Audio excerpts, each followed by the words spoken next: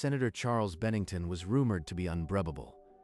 The golden-skinned alien stepping into his office aimed to prove that wrong. In Vornak foundries, molten gold was poured into bars meant to buy decisions across the galaxy. Senator, 400 kilograms. Untraceable. Your vote on the tariff is all we require. He opened the briefcase.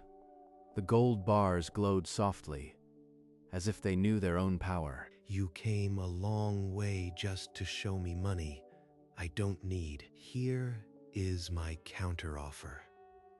A coffee machine that actually grinds beans fresh. I am dead serious. That relic in the corner has been making battery acid for 9 years. In the corner, the ancient coffee maker dripped a foul black liquid.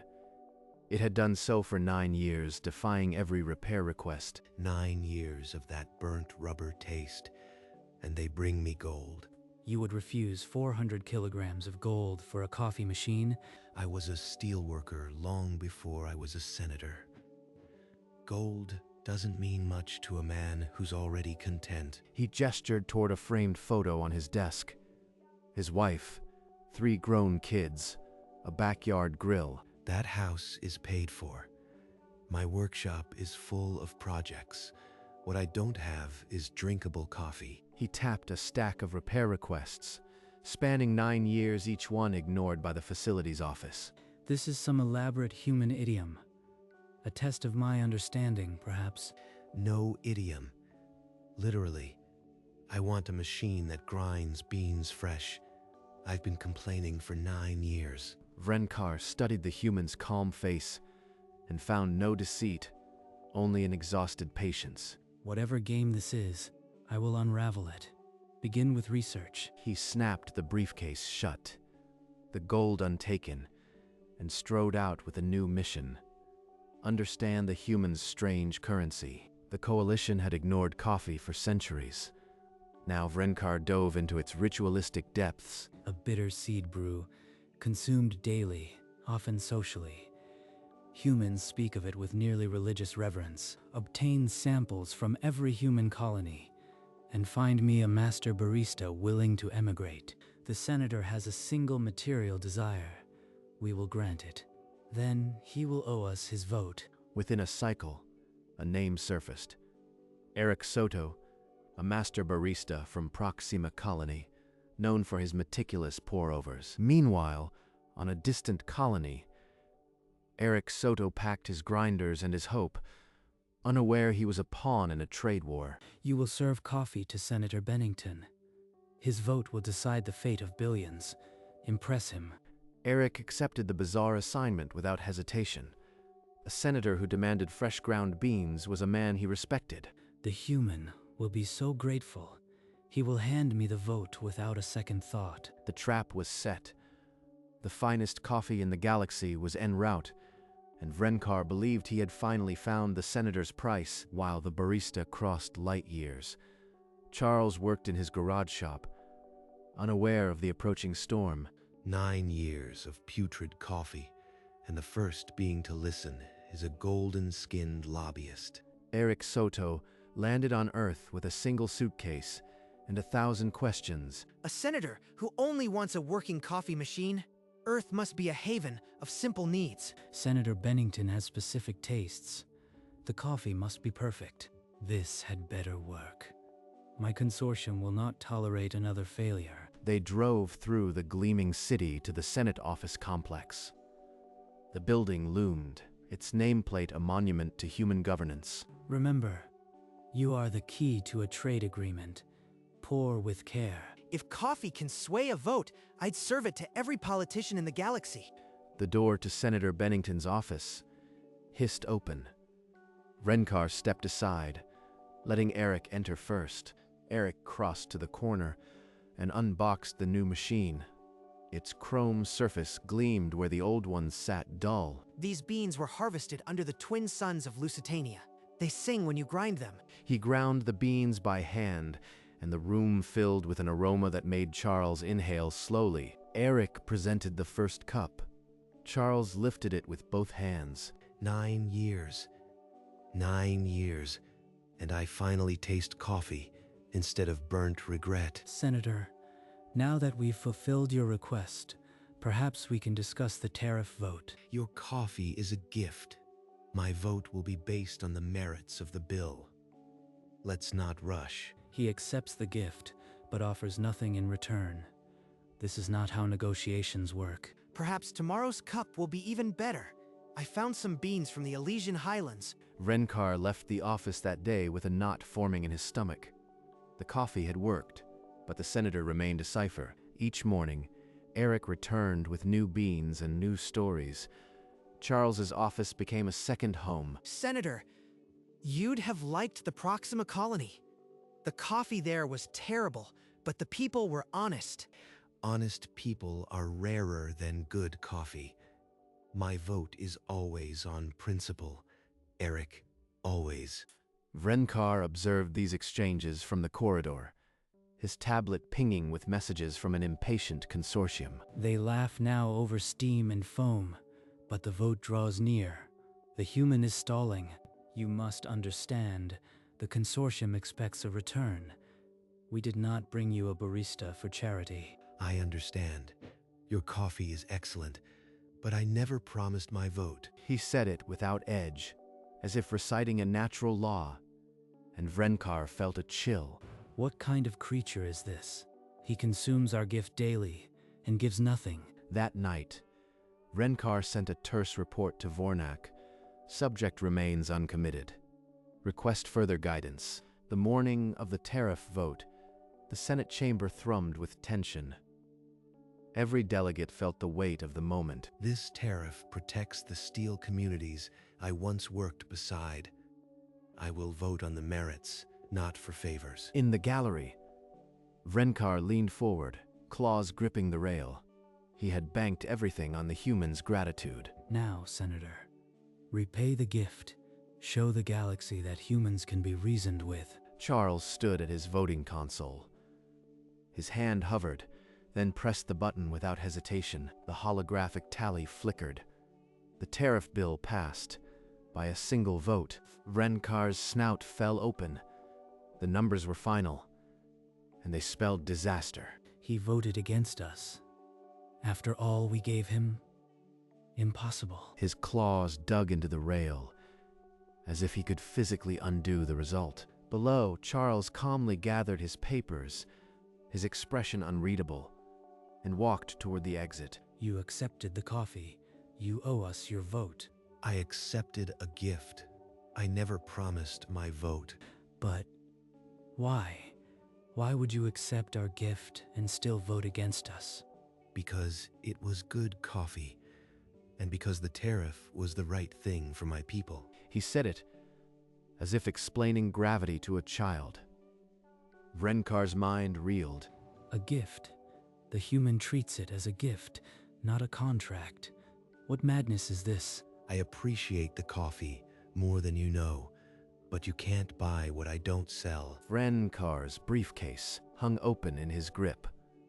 The gold long since returned to his ship.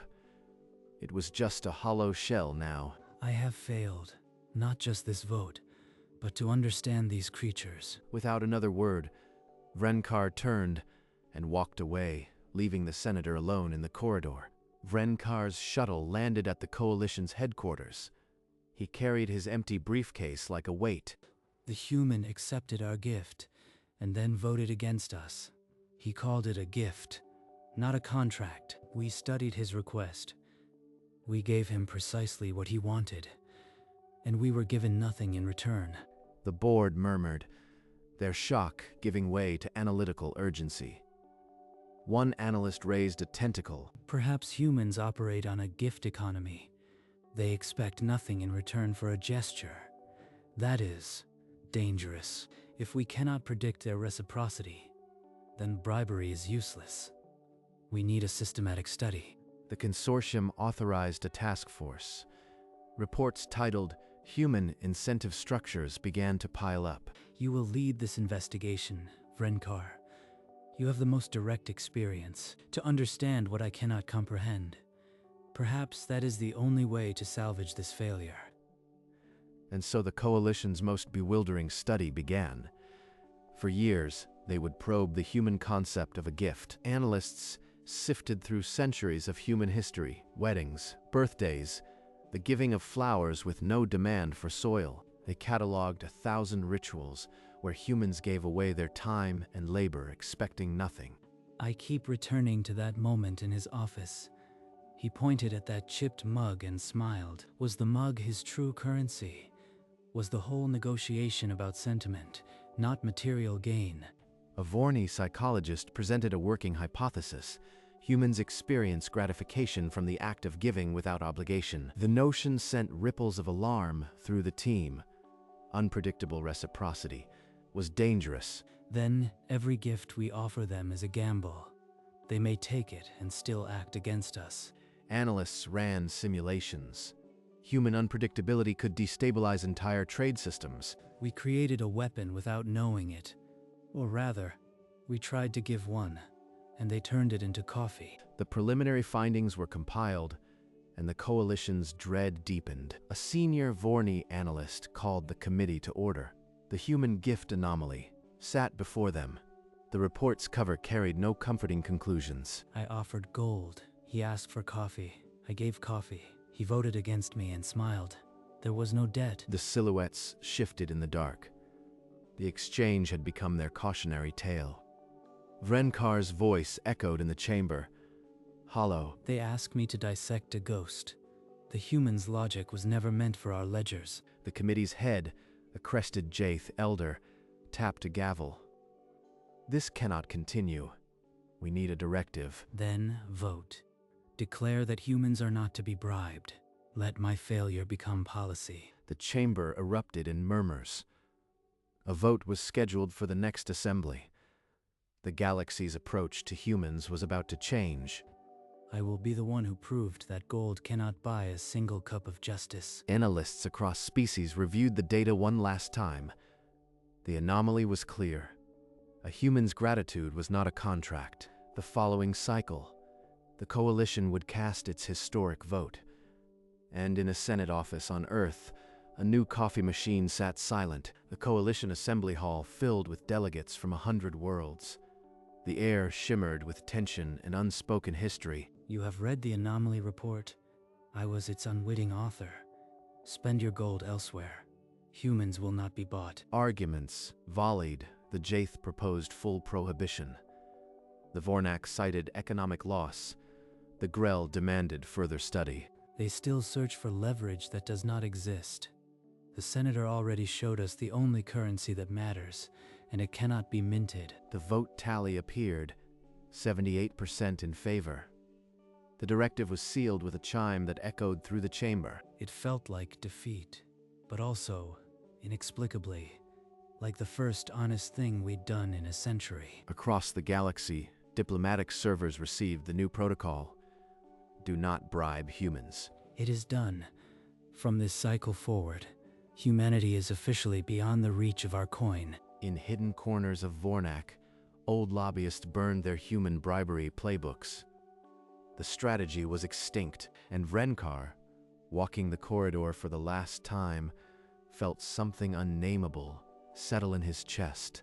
Years after the tariff vote, Charles Bennington, now silver-haired, stood before a small cluster of reporters. After 30 years, I am done. It's time for something simple. Behind the cameras, Eric waited with a grin. They had already begun planning. You know, I've always wanted to own a shop, ever since Proxima. They found a narrow storefront. The lease was signed with a handshake. We'll call it the Chipped Mug, after the only thing that survived 9 years of bad coffee. They renovated together, Charles teaching Eric the old steelworker ways with a hammer and a smile. The sign arrived, amber neon-shaped into a cracked cup. It fit them. When the switch was thrown, the glow spilled onto the pavement like warm coffee. This is what I wanted. Not gold. Just a place to brew something honest. Vrenkar returned to Earth on routine diplomatic business. In his hotel room, a local news feed caught his eye. The Chipped Mug. A former senator turned barista. The name Charles Bennington stared back from the screen. So he did it. He left the Senate and opened a shop. The coffee he demanded became his life. The article described a modest shop with a chipped mug on the counter, beloved by humans and aliens alike. That mug, I still see him pointing at it.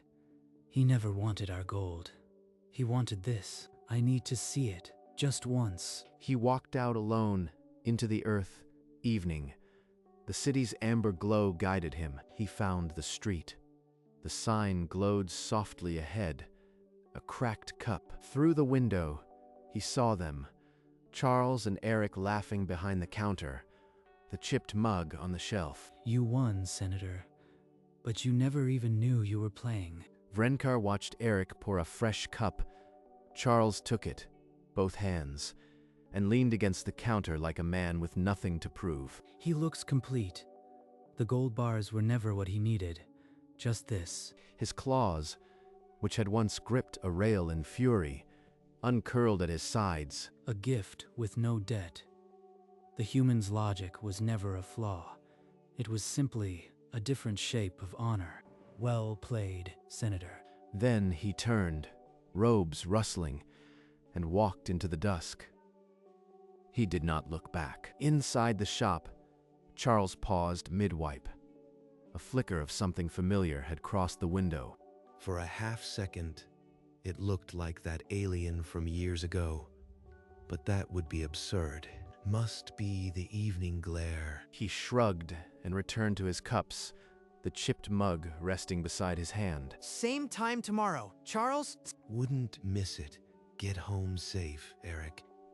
Eric hung his apron and slipped out.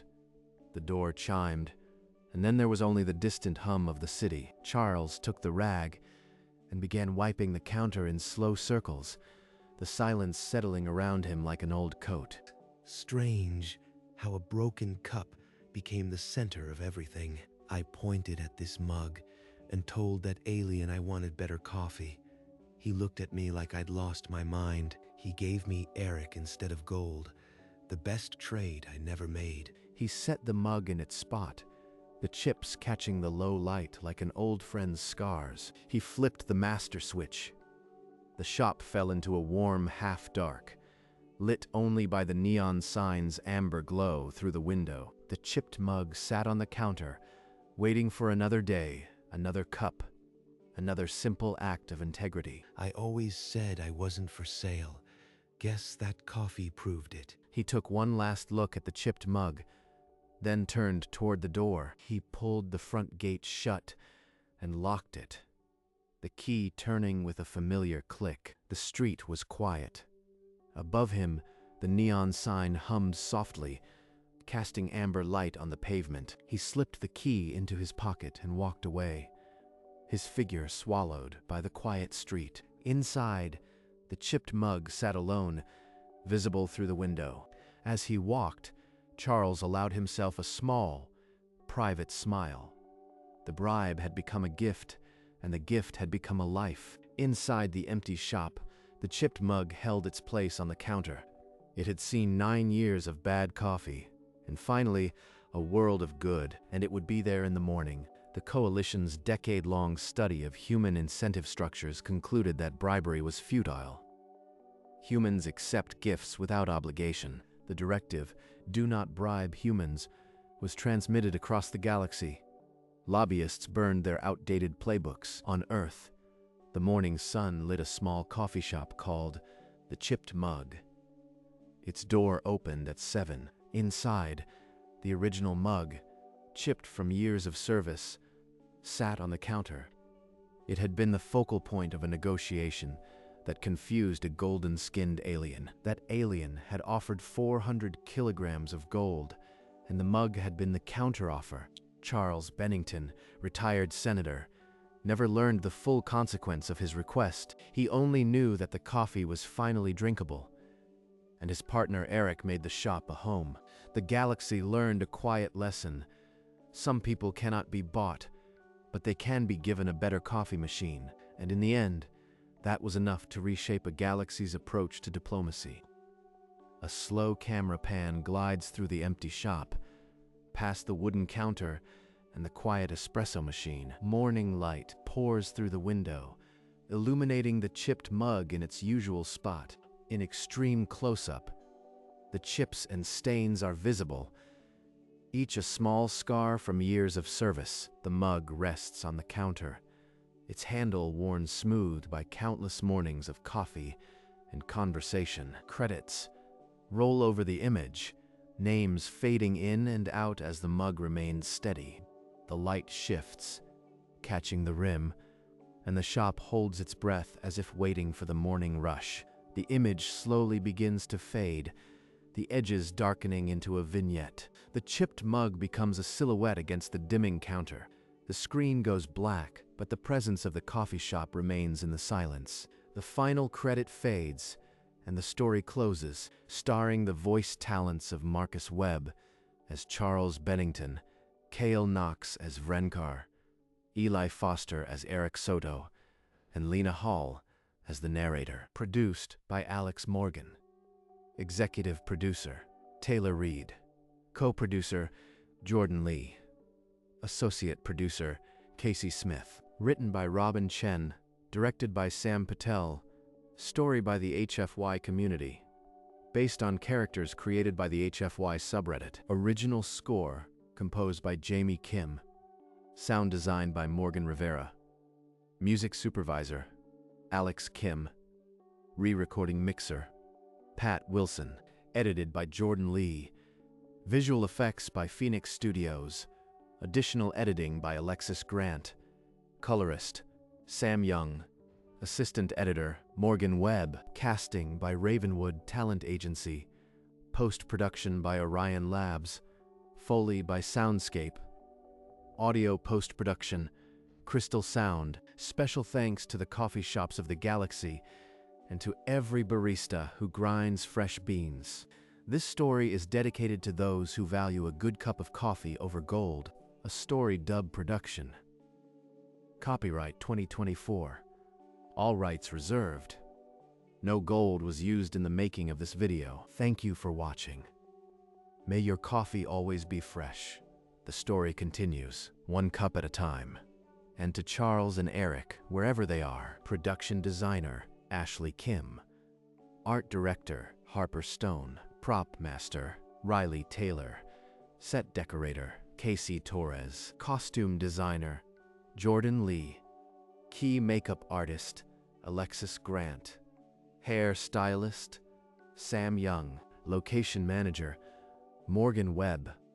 Transportation coordinator, Casey Smith. Unit production manager, Pat Wilson. First assistant director, Alex Kim. Second assistant director, Robin Chen. Script supervisor, Morgan Rivera. Stunt coordinator, Taylor Reed. Special effects supervisor, Phoenix Studios. Visual effects producer, Jamie Kim. Accounting services, Pat Wilson, CPA. Legal services, Alex Kim. Esquire insurance provided by Galactic Risk Solutions. Music, clearances by Morgan Rivera. Additional music by Celestial Harmonics.